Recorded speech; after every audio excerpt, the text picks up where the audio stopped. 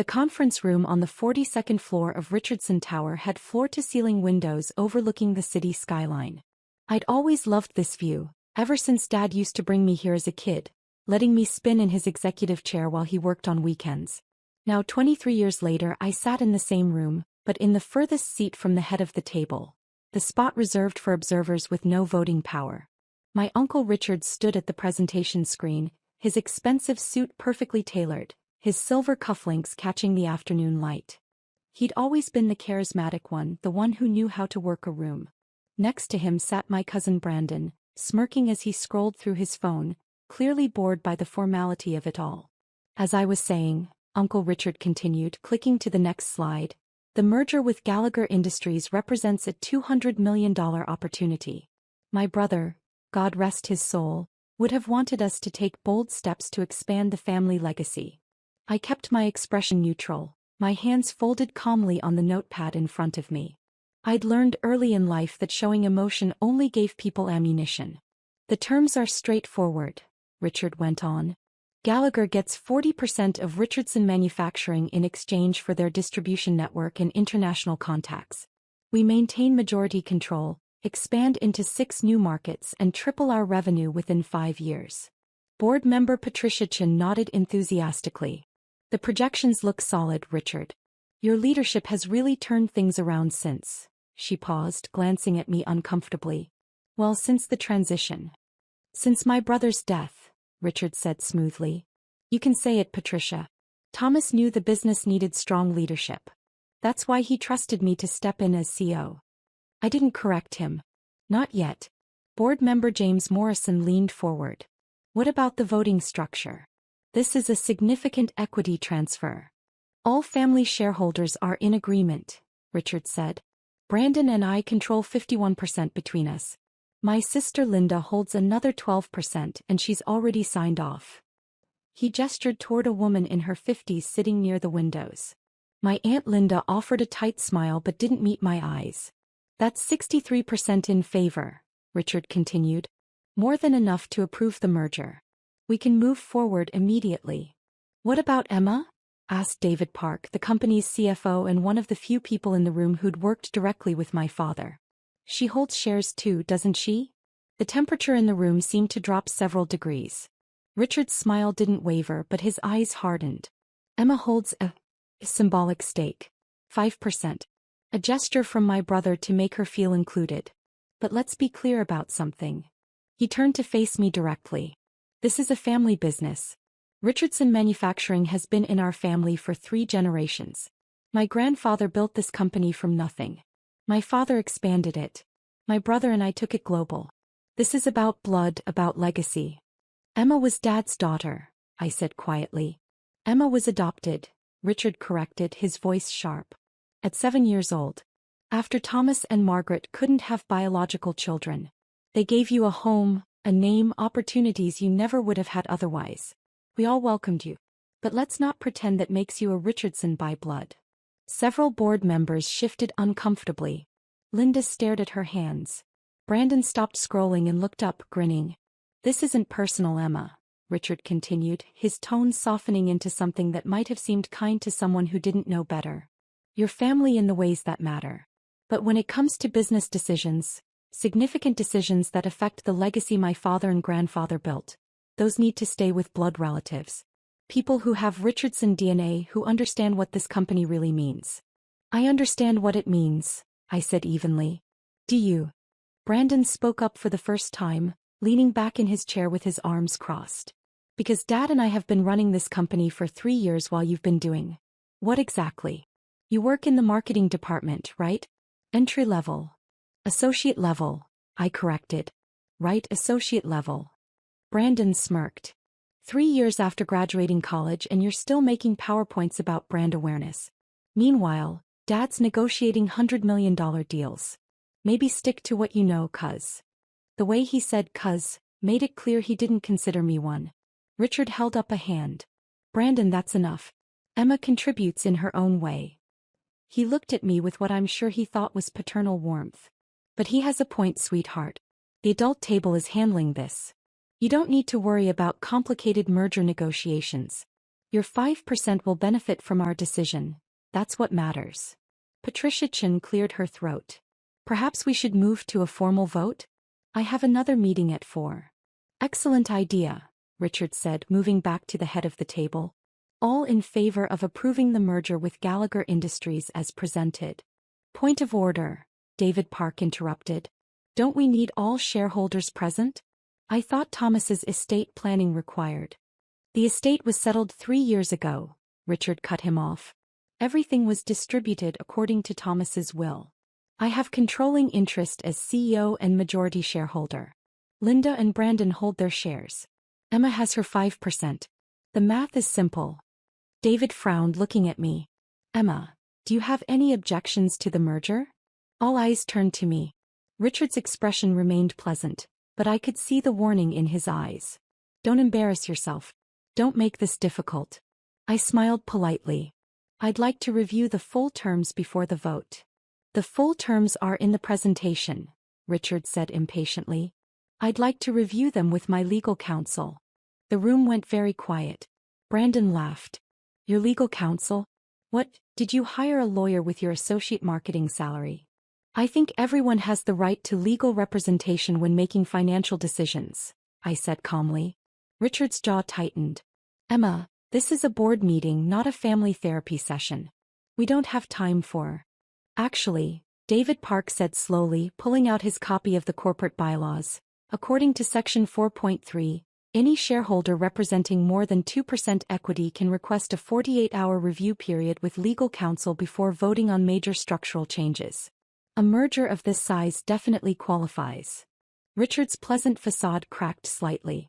David, that's a technicality from the 1980s that nobody's ever. It's in the bylaws, David said firmly. If Emma wants to exercise that right, she can. For 5%.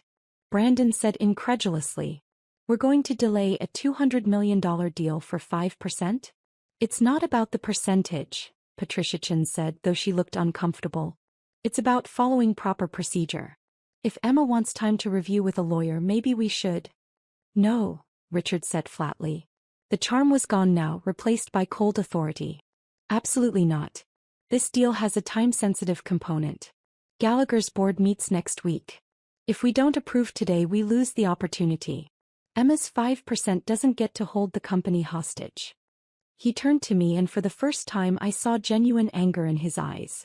Let me be very clear, since you seem to be confused about your position here. Your father, my brother, left you a token stake out of love. Out of obligation to the little girl he raised. But you are not a decision-maker in this company. You are not equipped to understand deals at this level. And you certainly don't have the authority to delay critical business operations. I'm not trying to delay anything, I said. I'm asking for legal review, which is my right as a shareholder. You're right. Richard's voice rose. Let me tell you about rights. My father had the right to build this company from nothing. My brother and I had the right to inherit it, to expand it, to make it what it is today. You have the privilege of benefiting from our family's work despite not being blood. That's not a right. That's generosity. Linda finally spoke up, her voice soft. Richard, maybe we should just. Stay out of this, Linda, Richard snapped. He focused back on me. You want to know the truth, Emma? Thomas felt guilty. He and Margaret spent years trying for a biological child, failing over and over. Adoption was Margaret's idea, and Thomas went along with it to make her happy. When she died 5 years later, he was stuck raising someone else's kid. He did his best. He gave you everything. But you were never supposed to be in this boardroom. The words hung in the air. Several board members looked away. David Park's expression had gone stony. He kept my voice steady. Is that why Dad put me through Harvard Business School?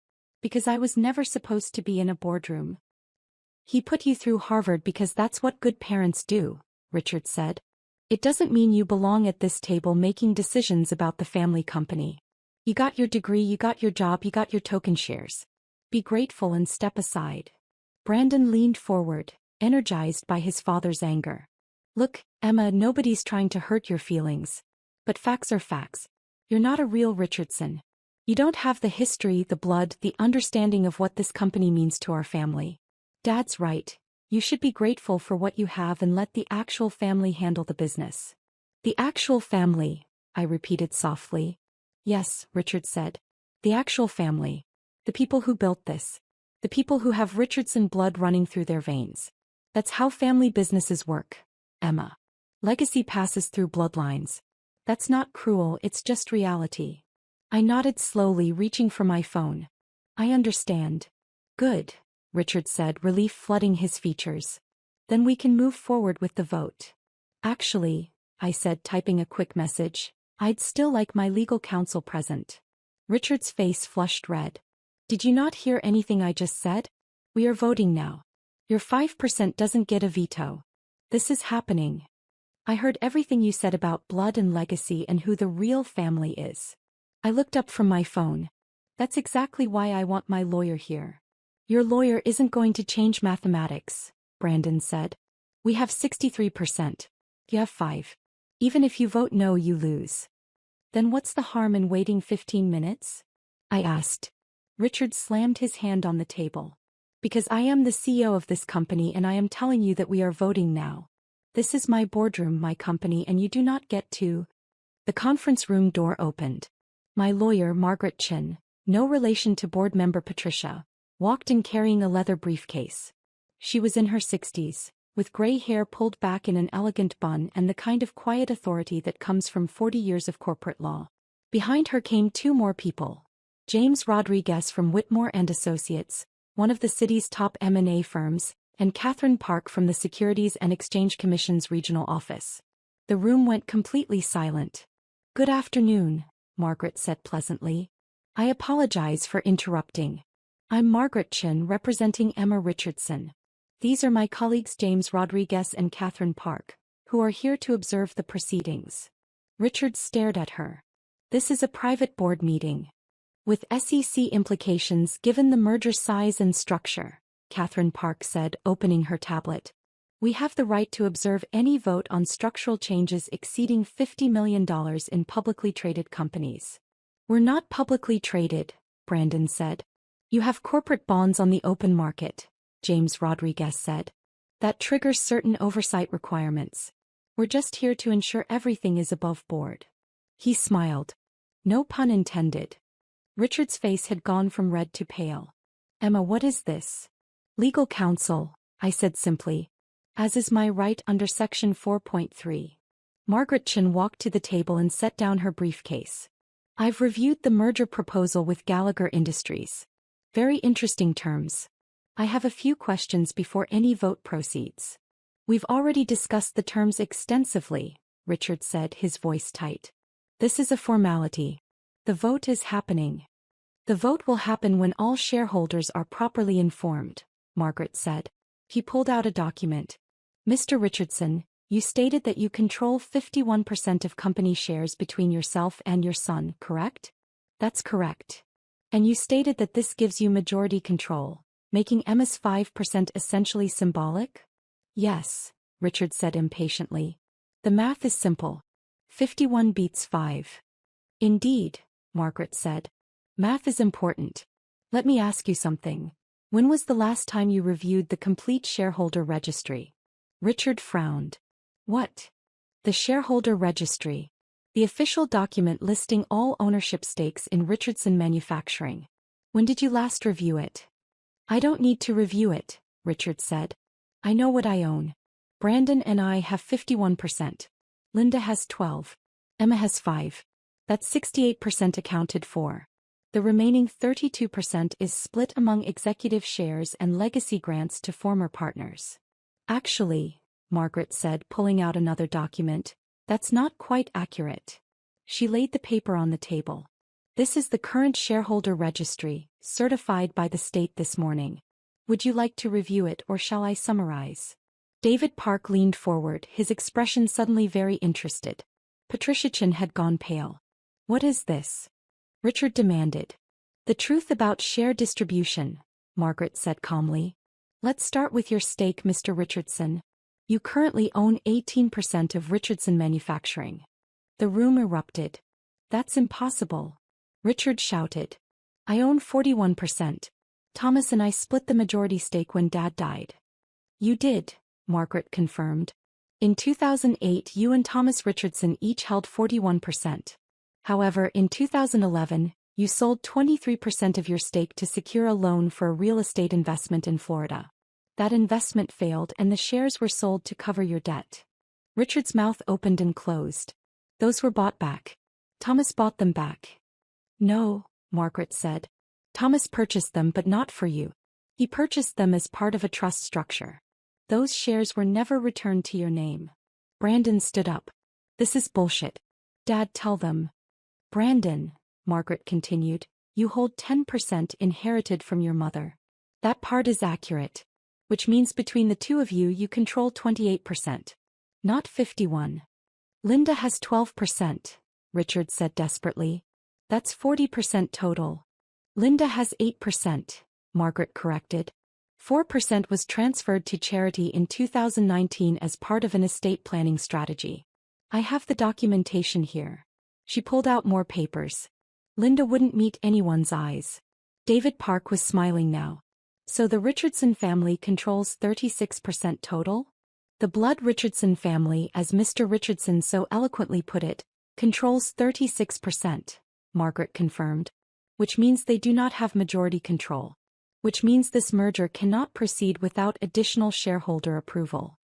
Richard's hands were shaking. Where are the other shares? The executive grants, the legacy partners, we can get their votes. Most of those were consolidated over the years, Margaret said. Various buybacks and restructuring. The current registry is quite simple actually. She pulled out the final document, the official shareholder certification, and laid it in the center of the table. I watched Richard's face as he read it. Watched the exact moment he understood. No, he whispered. Yes, Margaret said. Emma Richardson holds 67% of all outstanding shares in Richardson Manufacturing. The silence was absolute. Catherine Park from the SEC leaned forward. 67%? That's a controlling interest. That makes Ms. Richardson the majority shareholder, Margaret finished. The ultimate decision-maker on all major company actions including mergers. Brandon grabbed the document, his hands trembling. This can't be legal. Dad, this can't. How did I get 67%? I asked softly. I stood up, walking slowly to the head of the table where Richard stood frozen. Let me tell you a story about blood and legacy. I took the document from Brandon's shaking hands. My father, Thomas Richardson, loved this company. But after Mom died he started thinking differently about legacy. About what it really means. He realized that blood doesn't make family. Love does. Commitment does. Understanding does. Thomas wouldn't, Richard started. Dad spent 6 years restructuring the ownership, I continued. Every time you sold shares to fund your bad investments, Richard, Dad bought them. Not for you. For me. Every time a legacy partner retired and wanted out, Dad bought their shares. For me. He set up a trust that matured on my 25th birthday, which was 6 months ago. The shares transferred automatically. David Park was grinning openly now. Thomas told me he was planning for the future. I never knew what he meant. He meant that he wanted someone who loved the company running it, I said. Not someone who saw it as a birthright. Not someone who thought blood mattered more than competence. Someone who spent their childhood in this building, who got an MBA specifically to understand the business, who worked their way up from entry-level despite having a different last name. Oh wait, I have the same last name. Because I'm a Richardson. Legally. Officially. In every way that matters. Richard sank into his chair, all the color drained from his face.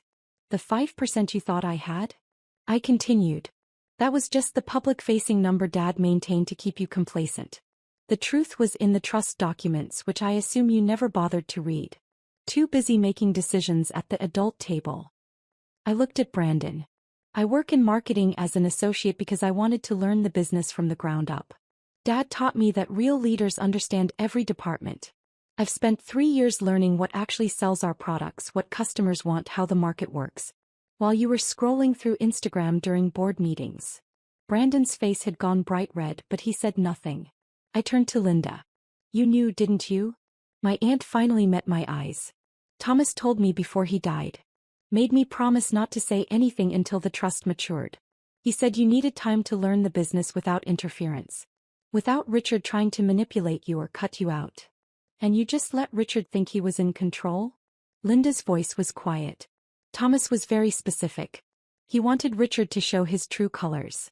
To prove whether he respected the company or just wanted power. She looked at her brother. I'm sorry, Richard. But today you proved everything Thomas feared.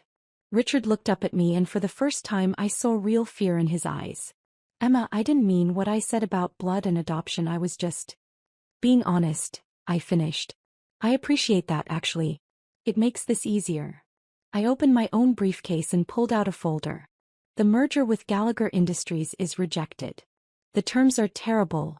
You were selling our distribution rights far too cheaply, and the international contacts you mentioned are outdated.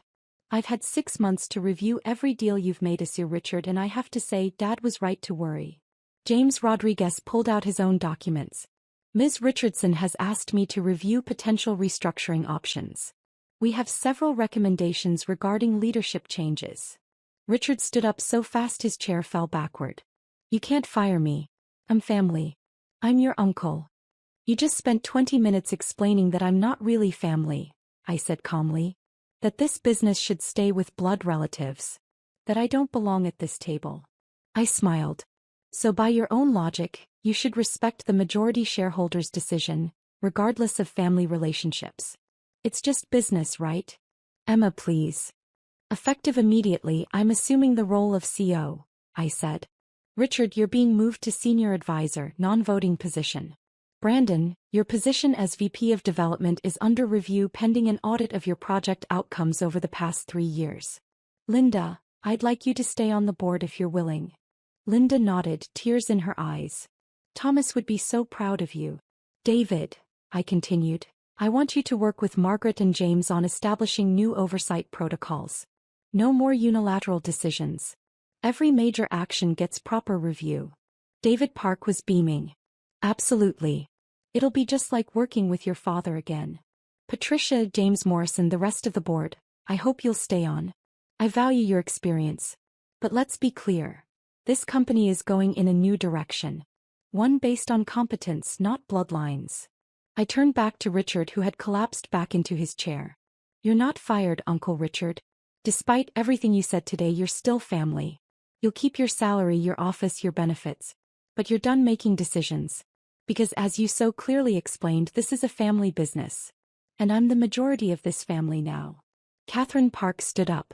I think we have what we need from an oversight perspective. Ms. Richardson, you'll need to file the appropriate change of control notifications with our office within 10 days. Already prepared, Margaret Chen said, handing her a folder. Along with the updated corporate structure and new board composition. Efficient, Catherine said approvingly. Nice to see proper planning for once. She nodded to me. Congratulations, Ms. Richardson. Good luck. As the SEC observer and the lawyers began packing up, Richard finally found his voice again. You planned this. All of it. The questions about legal review making me angry, getting me to say. I didn't make you say anything, I interrupted quietly. I gave you the opportunity to treat me with respect, to include me in the decision-making process, to act like family. You chose to talk about blood and legacy and who really belongs. Those were your words, Uncle Richard. Your beliefs. I just let you express them in front of witnesses. Brandon slammed his fist on the table. This is revenge. You're punishing us for 3 years of condescension? For being called an adopted kid, like it's an insult? For being excluded from meetings and decisions? I shook my head. No, Brandon. This isn't revenge. This is responsibility. Dad left me 67% because he trusted me to run this company properly. Everything I'm doing is about protecting Richardson Manufacturing, not punishing you. Bullshit, Brandon spat. You're loving this.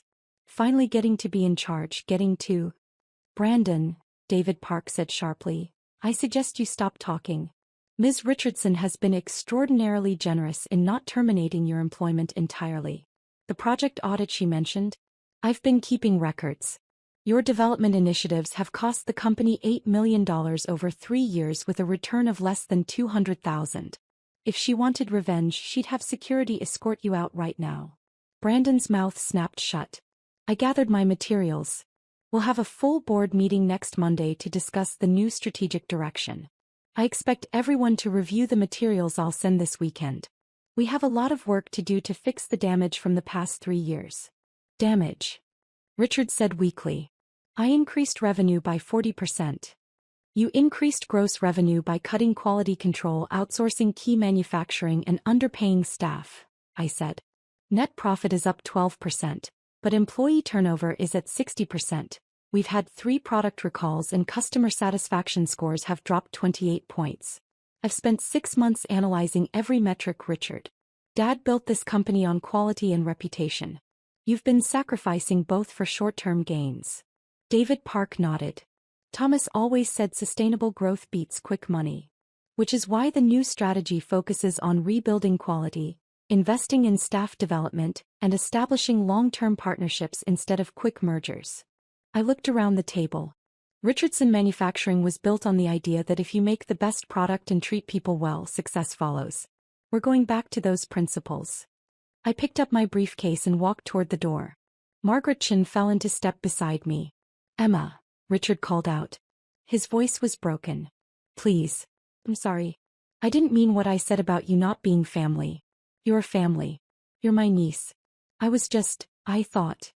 I stopped and turned back. You thought what, Uncle Richard? That you deserved control because of your DNA? That adoption made me less than. That Dad's love for me was just obligation. He couldn't meet my eyes. Here's what I think, I said softly. I think Dad knew exactly what he was doing. He gave you 3 years as CEO to prove yourself. 3 years to run the company, make decisions, show leadership. And at the end of those 3 years he had a trust set to transfer majority control to me. That wasn't coincidence, Richard. That was a test. One you just failed spectacularly. I walked back to the head of the table and looked at each person in turn. My father chose me. Not because of blood. Not because of obligation. Because he believed I understood what this company should be. He was right. And over the next 5 years I'm going to prove it. By running us into the ground? Brandon muttered. By bringing us back to what we were meant to be, I corrected. A company that values people. All people.